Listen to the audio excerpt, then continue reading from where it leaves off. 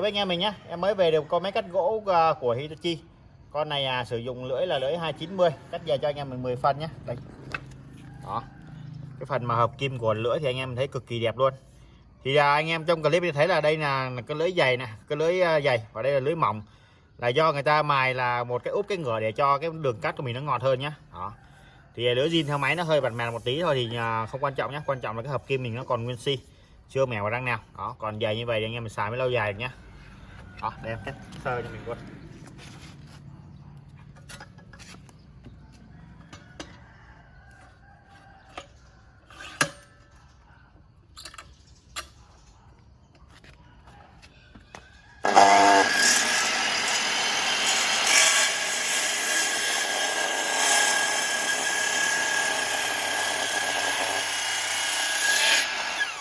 Đó, anh em thấy cắt được cực kỳ là ngọt nhé.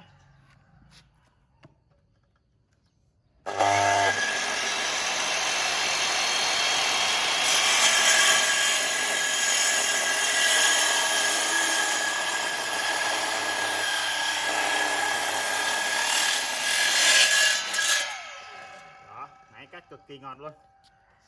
Đây cho anh em mình nghe tiếng máy luôn.